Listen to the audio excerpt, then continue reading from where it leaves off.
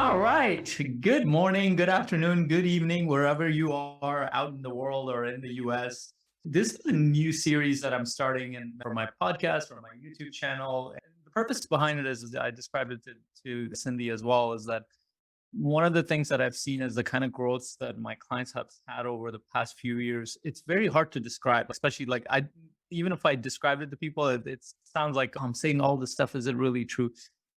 But whenever I've had my clients, whether I've been at events or they've seen a testimonial or something like that, when people listen to that and watch, especially if it's on video and they see like the change that they've gone through, it has helped my other clients and other people in general. So part of it is, yeah, this is going to help me connect with more people. To me, I look at the sales and marketing process as a service process, because unless I'm reaching out to people, unless people are seeing me, they have no way of finding out what I can do for them.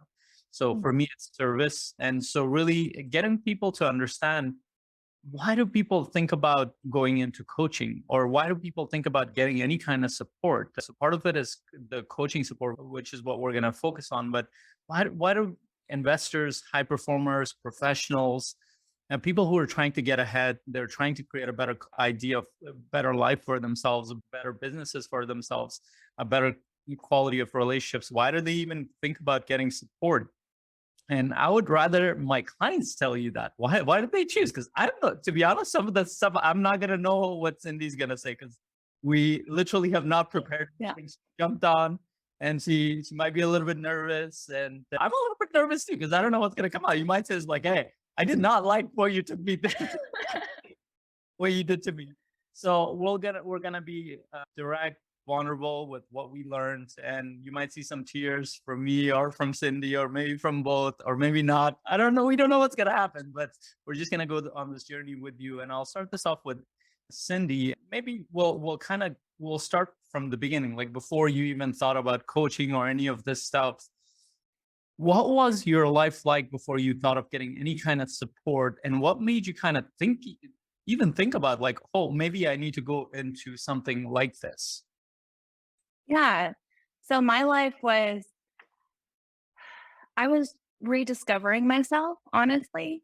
I am a military spouse and we move a lot. And I used to be a music teacher. I decided to become a music teacher when I was in eighth grade. So I was in the process of reinventing myself as a military spouse. We move a lot. And my original career as a music teacher wasn't working out. So I did choose to go into real estate investing because passive income through real estate, that's a quote unquote job that I could take with me wherever we go. But I was struggling internally about it because that's not what I set out to do. Like, why does my dreams and aspirations have to change? So I was struggling quite a bit. And so that was prior to coaching. Um, when I went into real estate, to start from the beginning, I met you through Julie, actually. I don't know if you remember that. So Julie was doing a book club, and I was in the like consume all the things phase, like podcasts all day, books all day. And we were doing a book club. And she's like, hey guys, come meet my friend, Faisal. He's awesome. I was like, oh, okay. And turns out a lot of people showed up that day. Funny part is, I don't know if you remember this either, but I was off camera for like the majority of it. I may have even missed some of I, this. I remember that very clearly. And so when I come in on camera, I'm like, hey guys, I'm waiting in line to get my COVID test. This was like back when COVID was new and scary and like really bad in our minds. And so, and then I tested positive. Anyways, good times, good times. That was our first encounter. But I was really disappointed that I missed like a good portion of it because of all the craziness. I really enjoyed what we had done with the vision exercise. And I was like, I need clarity. And I guess just that little bit of taste of Faisal really got me like wanting more. And I had already read High Performance Habits with Julie in the book club, and you were a high performance habits coach. And I was like, okay, let's see where this can go. And actually, my friend Susie was on that call too. So, like, we got together, like, let's do this. And so, yeah, the rest is history. Yeah, Susie and you both joined together. I remember that. And it's interesting how that brings back those memories. And it was clear. I still remember because what ended up happening, by the way, Julie's still running that book club for those who know Julie Holly. She does an amazing job. I still show up there, by the way. And we actually did a master class recently to connect it to one of the books. And so you mentioned that you only got a small portion of like what I was trying to do, and you talked about the vision piece. What was it about? Because it wasn't part of it was teaching, part of it I was actually walking you guys through a process. So what was it Mhm. about that made you think, oh, I need more clarity? I just came to the realization that I was literally just taking it day by day, surviving day by day, and I didn't know why. Like what was starting as like a means to an end in real estate, like I needed something I could take with me. I was just like, that's not good enough. I need to see the bigger picture here. And I felt like you could help me see the bigger picture and then reverse engineer from there so that I could find, I guess, more purpose and motivation in what I was doing because I was conflicted at the time. Yeah. Yeah. Did it help that your friend was joining the program too? I'm curious. Yeah, I'm not gonna lie, like we got together and we're like, hey, so what do you think? Should we do this? Should we not? And she asked me, are you doing it? Like, I think I am. So like we kind of just committed together and it was definitely helpful and encouraging to see her on that call each week for sure. Yeah, that's awesome. That's really cool to know that. And I'm gonna be doing this call with Susie as well. She agreed to doing Nice. the call, so it'll be interesting to hear her take on it, how she went through it. And both you and Susie, I think you stayed about a year in the program, and both of you were part of the group coaching program. And there were a little bit of Mhm. one-on-one. I think there were two or three sessions that you got as a bonus one-on-one. Yeah. So tell me a little bit about you. And by the way, you don't need to sugarcoat anything. So whoever's listening to this, there is no preparation here. I'm Right, right. completely off. I'm actually like some of the details you're sharing. I didn't know that you and Susie talked in the background. I knew Mhm. that you were friends, but I didn't know you made a decision together. And Yeah. so as you jumped in, okay, you have a friend, you're jumping into this program that might give you clarity, help you with the bigger picture. Then what happened as you jumped in? Like, did you expect that it would be like this? Did you expect that it would be different? Like, what was happening as you were going through? Well, we started out with a one-on-one, and I really enjoyed the exercise that we went through in not only creating a vision, but like the details of the vision. Like, okay, you want a dream home? Well, what kind of like tile are you gonna have? You know, what kind of windows? Where's the location? And for you to like really dig deep and make me like seek those details out, I was like, oh, there's a lot more to be discovered here. And of course, our weekly exercises were really cool experiences and, brought some realizations to me that I didn't know needed to be addressed. Yeah. By the way, is your home in Hawaii right now part of that? Was that part of your vision or not? I'm curious. No, actually, Oh, Hawaii is nice, don't get me wrong, but this was not the vision for me. My husband's in the military. We kind of go where they tell us to go. Something that I realized in our journey together is this is the second time I've lived here. And the first time I was here, I had a rather semi traumatic event happen in my personal life. And it's weird how we ended up here again. We wanted to get closer to home, closer to our business. Last time I was here, I lost somebody very important to me, and I wasn't able to say goodbye. And there's a part of me that fears something similar will happen again, especially like my dad had 3 heart attacks, this year. And there's that distance piece. But oddly enough, I've found that this new experience, I think there's going to be more healing to be had because a lot of those emotions and what I believe to be also in the mix of all that craziness, non diagnosed postpartum depression. And my husband and I are also working through some things that had happened during that time, and I feel like I'm gonna see everything in a different light. I am not the same person I was 5 years ago, and through your program, I've been able to really, dig deep and attack those issues, I guess, and I feel like I'm more equipped to, move past that so that I can become a bigger and better version of me. I hope that makes sense. But I'm excited. Like, God has plans for me here. I thought that this would be harder for me to operate my business, but really the time difference, what I thought was going to be my biggest obstacle, has been the biggest blessing because I just tell everybody, hey, contact me after lunchtime, your time. And then when I normally, would be on networking calls or masterminds in the evenings and my husband's putting the kiddos to bed, I'm now done by 4 or 5 o'clock in the afternoon. And then I have my evenings with my family, and that is so cool. So I'm experiencing the benefits of the passive income, you know, that we have been able to create these last 4 years. And now, Hawaii is kind of bringing a new light of, what that truly means. Yeah. Yeah. Thank you for sharing that. I think that's, and I'm sorry about the losses that you've had. And I know part of it you were, as you were going through the program, I was aware of some of that. So one of the things that kind of as we went through the program, I still remember there was this one session where you were kind of battling between you being a music teacher and real estate. You were trying to figure out Yes. your purpose in the midst, and I know that you had a realization around that because I still Yeah. remember the face when that happened. It's interesting how it's so clear for me. So Yeah. tell us, like, because you're saying that you dug deeper, but what really happened that helped you dig deeper, and what were the realizations that? Because it seems like you're, at least from what I hear, is you're adapting better. Because your life can be very Mhm. hectic. Like as a military spouse, you're constantly moving, even at that time, as you were sharing, and like whoever I've worked with who are like in that position, and I've worked with a few veterans too, and their families, and when you look at that, that's a very hard life to adjust to, constantly moving, not having the certainty, not knowing where you're gonna live, and actually the social life gets all out of whack, and your kids in the picture, so many things in there, so many challenges. So what I hear is that you have become better at adapting to that, and then let us see if we can connect to that purpose piece because I think Mm. somehow Yeah. connects. So when I read a book, Faisal, I want to look for at least 1 to 2 like big things, big takeaways from that book, and then that I'm going to apply.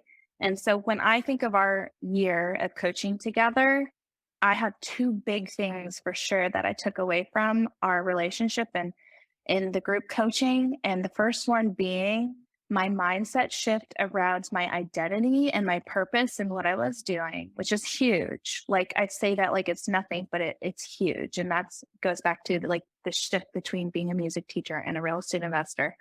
And I'll go back to that. And then the second one was, my losing my mentor and the grief around that, which actually in a lot of reflection have come together, those 2 pieces. And like I am a freaking force to reckon with now. And like, that is what it is. Like, I've got this purpose and I have the reason behind it and how I want to pay it forward. And when the two come together, like those hard, they're a piece of cake. And it's what keeps me going. So I thank you for that. Like, seriously.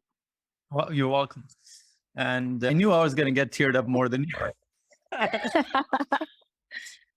And so it was funny when we started the conversation. Cindy's here is like, "You have a way of getting me to cry." I'm like, "You never know. I might be the first one doing that." The reason why, like, to me, it was funny. So I was in a negotiation conversation. It's like probably one of the most important deals that I've been working on for my mastermind. And we're testing out the coaching process, and we're collecting surveys, and we finally get one testimonial. It was a video testimonial, and that one of their clients I work with one on one, and I play it. I just had a thought to just play it. I didn't think much ahead of that. I just played it in front of them, and as the CEO is there, a couple of the other team members are there, and as the video is going by, I'm like, I can't control what's happening because I'm connected to what he thinks. I watched his Mm. journey, and they're just watching me, and at the end, I'm like, this is really important to me because I mean, I struggled with a lot of these things growing up. I struggled with a lack of purpose, with a lack of understanding what my path is, and so many confusing thoughts and contradictions. I didn't know where I fit in the grand scheme of things. So many changes that were happening, and a lot like you. Well, for you, it's consistent move, but for me, it was a huge cultural shock coming from another side of the world to this side of the world. And as a young man, I didn't know how to navigate, and I didn't know anybody who could help me with that stuff. So when I like watch my clients go through that, to me that's like personally it means so much. So thank you for sharing that. And this is really important because a lot of that, even when we're kind of thinking about it, we might not think much of it. Like I love what you said, that you're a force to be reckoned with. So how does that impact you like, because one of the things you shared is that when challenges come, when hard times come, you are able to deal with that better. Now, if you were to Mhm. specifically look at it, like, because there are ups and downs in business, and I know you've dealt with fair share of that because you share quite a bit of that on social media too, and with your Yeah. kids. I mean, like, how does it show up, and how are you able to manage that better? Well, here's the thing. You always hear in business about like find your why, it'll light up that fire and it'll keep you going. But like that sounds cool and all, but like what does that mean? And it wasn't until, our experiences together that like I progressively, it didn't happen all at once, honestly. And I progressively realized what my why was. So going back to my identity, I felt very much attached to my W 2. And I hated that I gave it up. I almost felt like I had to, like, for another purpose, my family, which is a really good reason, right? I love my husband, we're going to make this work. And so what I realized is that at the end of the day, I wanted to make a difference. Like, that's why I became a music teacher. And I love that music teachers stay with their students for multiple years at a time and they really get to have an impact on them. But the reality was is I am not planted in any one place. I am nomadic. And that was never going to be a reality for me. And then to take that shift and be like, wait a minute, here in real estate investing, I can be that constant despite the nomadic state of being. And so I started to dig into that, like, how can I make an impact on our hometown? And I started to think about young Cindy on the streets of Addison, where I would collect pop bottles to meet my most basic needs because, I grew up in poverty and how honestly worthless I felt because of my circumstances. And that makes me really sad. It makes me really sad for that, Cindy. And I'm like, you know what? And thankfully, going back to my mentor, she came in and she declared value on my life. I had that external force saying, "Nuh-uh, Cindy, you have so much to give. You have so much potential. Don't you dare believe that lie." And through all of this, these realizations, I'm like, you know what? I am going to be that person who comes in, and even if it's just in the form of housing, because when you grow up in a one stoplight town, that's all you know. You don't realize like that's not good. I'm like, I'm going to come in, I'm going to raise the standard of living, I'm going to declare value in their lives. And that was just the surface. There's been so many experiences outside of that that has allowed me to, have that impact. And I have an even bigger vision for that business as well that will continue to declare value. And I have to share this, like hardly anyone knows that, God's opening up these doors. And my husband, he grew up Amish and he recently graduated with his doctorate.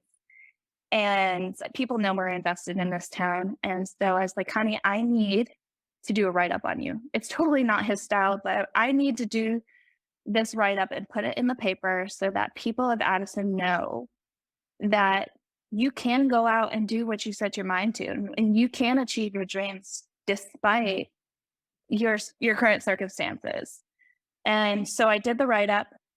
To my surprise, it ends up on the front page of the newspaper, which is really cool. And that same day, admin from our high school, because we're high school sweethearts, they reach out to me and they say, "Hey, can Jonas come be our keynote speaker here at graduation? We think he could inspire so many people." And I'm just like, wow, it's happening. It's happening. Like, another thing I learned from you, like, don't worry about the how. You got to worry about the what.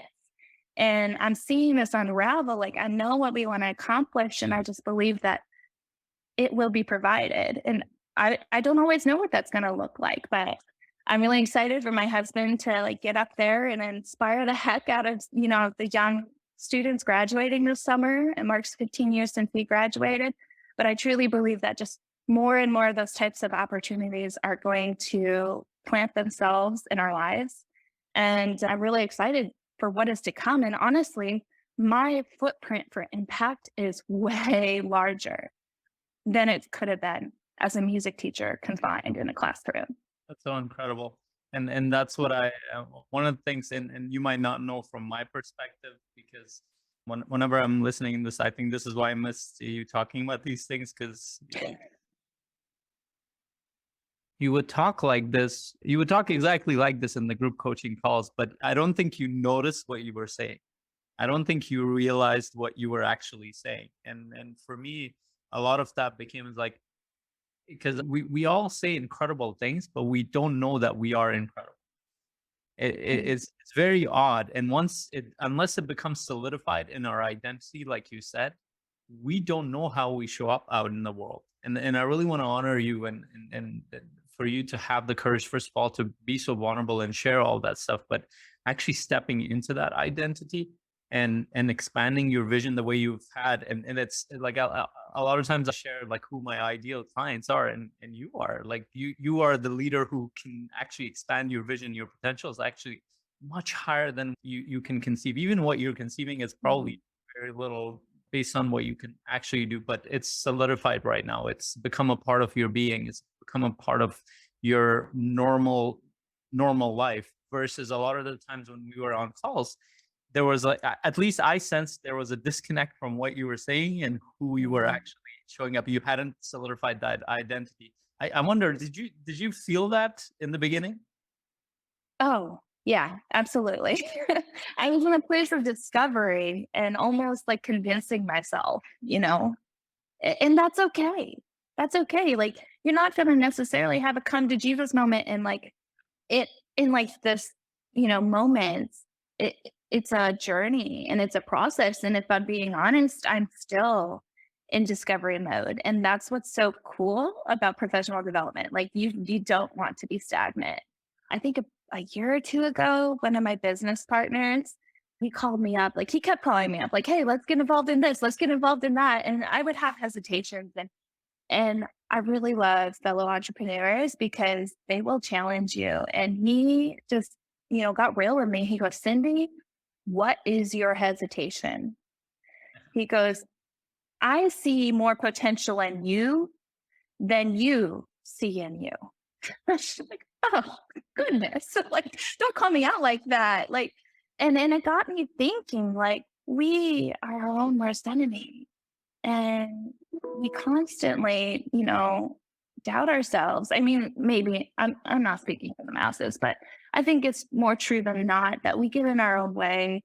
Oh, it's definitely. And and I've, there's I've talked to quite a few people, and pretty much that's more of a norm than exception. It's actually, if I were to kind of look back, I actually haven't talked to anybody who's not their own enemy, in the sense that they're not purposely doing that to themselves, just that their thoughts are so wrapped up in all these things that they're not able to see what's right in front of them. And what's right in front of them is the gift. It's like it's one of the things I annoy my relatives with whenever they get lottery tickets. And I'm like, did you know that? Did you know that the fact that you're here, there's much less chance of you being here than you getting a lottery ticket. And I've said that to my sister-in-law a lot, and she'll look at me she's like, "Are you going to put money in this? You are the lottery ticket." But anyway, and I yeah, hate that, because the chances of us being here. Somebody actually, there was a researcher who actually tried to measure that in probability wise. I think it was a 1 in trillion something. It was a stupid number, big number, that we would be at this time on this planet with the kind of parents that we came up with, the kind of circumstances that we had yeah. forward. It's a much higher, much lower chance of you actually being alive in this moment than you getting some opportunity or getting something that we're all seeking. And that's why we're always Mhm. looking for external validation. But what you found was the gift. That it sounds cliche, but once you actually see that, you're like, holy shoot, I don't need to look outside anymore. I'm the one who actually creates all this. Mhm. Absolutely. And there's another cliche. Like, I'm thankful for my struggles that I've had, like, in my childhood and just growing up. and really having to fight to even go to college, like having to work so many hours to the point that I fell asleep at the wheel and somehow survived that event type of thing. And I'm just like, I'm realizing as my journey unfolds that those experiences, they keep me humble, and are what allow me to be compassionate and relate to so many different people and the circumstances that they are in. And that allows me to truly live out my purpose and able to pay it forward. Yeah, and I love that you're going out there and doing that. I'm curious about a couple of things. So you're a mom, and I want you to speak a little bit to Mhm. that. I know there were quite a few conversations that we went into that, and that's a very challenging area, especially for moms, because especially for somebody who is a professional who's going out there doing this, and you have ambitions. How did that whole identity shift, or the coaching process, or what we went through, affect your role as a mom? And maybe it didn't affect. I don't know. I'm just curious. Yeah, that's a good point. And you're jogging my memory that that is something we brought up. And I know I had issues with how not present I was. And I think I've made some progress. I know I've made progress. I think I was just so often living in the future that I had trouble realizing what was right in front of me. And I guess as a mom, as an entrepreneur, especially just starting out, you're so consumed by so many different things. And I think now that like we're 4 years in, I'm not as consumed. Like it's not as like, oh my gosh. So that has been helpful. But I've also learned to kind of integrate my children into that picture and keep things in perspective. Like my children are now 5 and 7, and they've gone to properties with me and they've watched me work. I'll never forget the time my daughter, like, she came to a property that had a lot of work done on it, and I was checking on it. And she just like kind of tugs on me and she looks up at me with like eyes of admiration and she goes, Mom, are you the boss here? And I was just like, I guess, like, but it was really cool to like kind of feel that from her because I had been a stay-at-home mom for 3 years prior to this, or prior to teaching anyway. And I just remember dad coming home and he got all the hugs and it's like, what am I? Like chopped liver. And so to feel that kind of admiration come from my daughter, and then she goes to these properties and she's helping me scrub, these nasty, they were brand new cupboards 3 weeks ago, but then a tenant came in and made it bad. And she goes, Mom, how in the world could people live like this? And I'm like, I don't know, honey, but I bet you never will. And so, like, there's just all those little lessons. We were out on a hike the other day. She's so extroverted like her mom, and they go to meetups with us too. Like they're living this life. We play cash flow together, and they know what ROI means at like age 5. But we're out on a hike.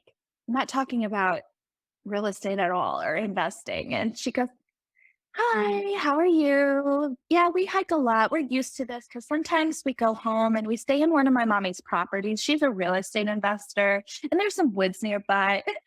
And the guy like perks up. He goes, Real estate investor. And then all of a sudden I start nerding out with him. Apparently, he's in a class back in Texas learning how to become a real estate investor. And here's my little daughter, 7 years old, being that connection. Like she's eating it up. And I'm like, okay, I need to take you out with some business cards. Let's go, baby girl. So Well, what I hear there is that you said integrate. I love that, because and this is what ends up happening. We don't notice these things as we become clear about our path, as we start to go towards our own purpose, as we start to take action towards what matters to us, and we start to see our role as a leader.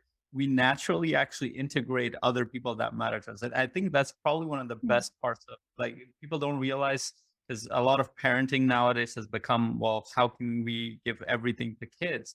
But actually, the reality of, if you go back to how human beings, like for generations, for thousands of years, parented, kids were incorporated pretty much in every aspect of life. mm, They weren't like kind of safeguarded from things. Like they were part of your child. They were part of you. Like even like little kids, they were always in a pouch, and those, I forget what we call. We even had that.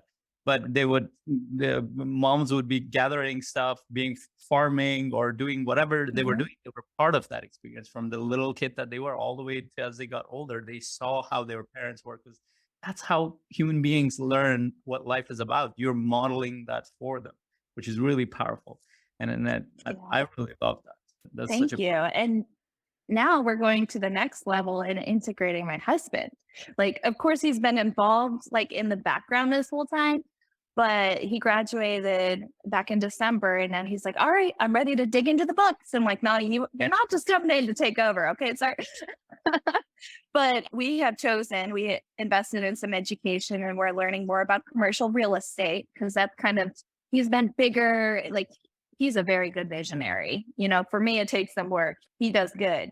Actually, he even envisioned being a keynote speaker at one point, and I was surprised. He's like, "Oh, I always thought." We're like, "Really? You thought about that?" So that was cool. But we're learning commercial real estate together, and we're two very different people. I'm very extroverted, and he's introverted. And so, as much as this is about real estate, like, I feel like it's a marriage exercise too. oh, And it's like we're figuring it out together. At first, you come up with an accountability group that would supposedly be your GP team, potentially. And he goes, "I think we need to be in different accountability groups," because I think he was afraid that he might be overshadowed by me, especially as someone who's been in the investor world for a while. And this group happened to be quite familiar with me. And like, "Honey, that defeats the whole purpose here. Like, I just might as well throw in the towel now." But we got on a couple calls together. It turns out I can shut up for a minute. Like, it was hard, but it's possible. that's hilarious. So I want to, because we're getting to the end of our time, and I want to get you Yeah. to share a little bit about yourself too, so people can connect with you. And for those who are listening, if Mhm. you are a military spouse, if you are going into real estate, I know Cindy, you created some programs as well for people, so I want them to get in touch with you as well. But before we go there, I know so that Cindy has recommended quite a few people to come work with me, and I'm really appreciative of that trust. So I'll ask you in twofold this question. One, do you feel like coaching really helps people move ahead in life? Does it help create results? And why did you feel like you were comfortable enough to send all those people to me? Yes. I think for me, I didn't know what I was getting into. I just knew that there was something more to be discovered. And honestly, like, it's hard for me to come on here and describe exactly what was discovered in a whole, like, what, 40 minutes or whatever it might be. There's so much, you just don't know what you don't know. And sometimes, actually a lot of times, it's very helpful for somebody on the outside to come in and pry a little bit, because they're gonna, we have these thoughts all day, every day, but we need somebody to come and sort of like interrupt that and help us see outside of ourselves. I hope that makes sense. But you helped do that for me. You helped me realize, there was things that were unaddressed that I needed to address. And through working, going to a grief class, like, who does that? Who just, age 28 going to a grief class with through that. I had a forgiveness problem. Like, I needed to forgive somebody. Like, it just unravels you and unravels you. And when you can, like, get down to like that purest form and you can get that all that garbage out, it's really cool what you can accomplish when you grasp onto that. So it just helps you become the best version of yourself. I know the one person I sent to you, like, he was on calls with us every week and we just couldn't get through to him. And, I think in entrepreneurship, there's always that, like, "Hey, go quit your job" type thing. But like, we could see, he's a go-getter. He's going to be amazing at this. Just like, make it happen, dude. And I was like, "Dude, you need Faisal. You need Faisal. Like, you lack clarity, and we all know you have what it takes. Just like, go talk to him." And then I think after the first conversation he had with you, he goes, "Oh, by the way, I put my 2 weeks in." And I'm like, "What?" Like, yeah, he had a group of people just like coming at him for a long time. I'm talking months. And then like one conversation with you and boom. And like, it was really cool to see him over this past year. I know this isn't about him, but I'm thankful. Like, I trust you. I do. I know that there's going to be a lot of good that comes from that. And Even though like he experienced that usual entrepreneur dry spell, like all of a sudden every other week or actually every week at this point, it seems like he's selling another property. He's putting another property under contract.